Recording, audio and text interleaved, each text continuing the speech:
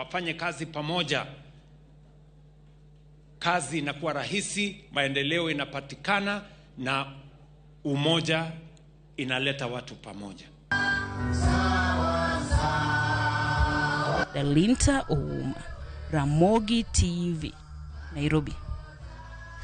Kamano Dalinta wadhi nyime kama lwenje mag udi medore county ma Migori kajo kanyo makedo kod lwenje ma kit chwech moting'o piny owacho tudo mage kod weche mag nueng'o yore tudruok mag mbui e kind mamoko.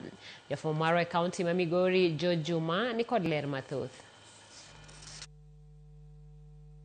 Piny owacho ka otel kod migepe mok mago mag piny owacho pod medo jiwo okenge makedo kod weche mag kit chwech e county ma Migori.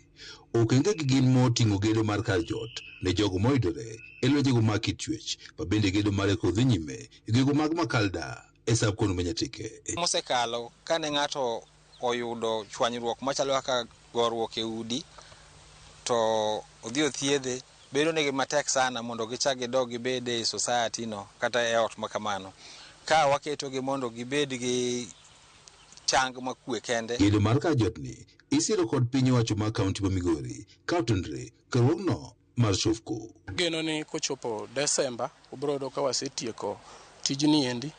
Gisani wan e tich mag foundation works ma wageno ni in the next 1 month wadhi bedo kwa tieko. Atamalo 53.1 mag oganda e kaunti ma Migori pod kalo e lwenjego mag kit chwech kaluwore kod lipot mogol kod migawo mochung' wechego mag kit chwech e kaunti ma Migori. To mang'eny gin mag jok mogo wa jowadgi kato luwore kendo gi mag rape cases to ginindo gi nyithindo ma below 18. Director migawono mar chwech e kaunti ma Migori John Ombajo wach ni dhawo e udi e kind jogo mokendore en achiel kuom lwenjego mag kit chwech ma sani osedhi malo e kaunti ma Migori. Wang'iyo kuonde mamoko kaka Nyatike, Rongo gini GBV former GBV mantiere en mar chwanyruok e udi kuonde ma ji odake. Wasefwenyo kata bende nitie chwo mang'eny ma itimonegi weche mag njore ot gi mondegi to giling' aling'a. Mago bende wadwani mondo wane kaka wanyalo tako. Lipot mogol kod migawo mar thieth e kaunti ma Migori kod mano mochung' ne wechego mag kit chwech yango ni joma chuo buora bende igoyo e udi. Kata kamano thothgi oling' thi kendo ok chiw lipot nikech wich kuot.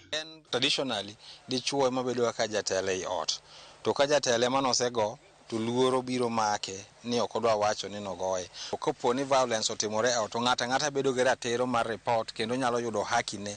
Jogo biro to ginyang'isi nogo ni samoro ng'a miyo mogogi gitemo ga pandoga, lakini kibedo kodgi piny to ginyalo nyisi.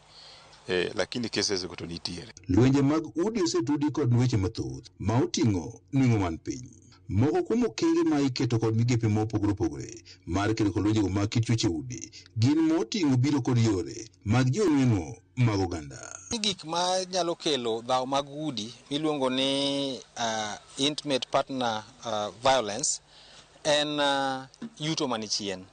So economic empowerment wasebedo kwa timo. King'iyo statistics maber yudo kaka county government through the governor ne miyo grube ka pesa matin 100,000 ma osebedo ka nimiyogi mondo gibed go empowered. E kinde ma imedo jiwo okenge mag kedo kod lwenjego mag kit chwech, jochiw thieth e sab kaunti ma Nyatike wacho ni bedo ni doho onge machiegni kodgi osekelo pek e kedo kod lwenjego mag kit chwech, kaka lero kod Collins Mwanga ma en jachiw thieth e osiptalno mar Makalda.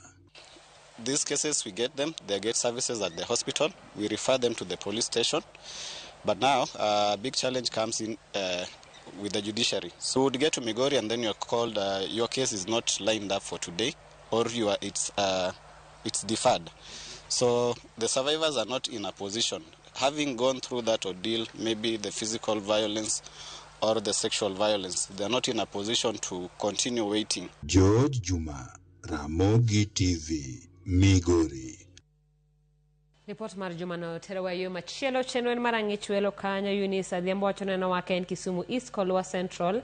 Harris Smart wacho ni chenro ler mar atari gwenge mag Renya Wendo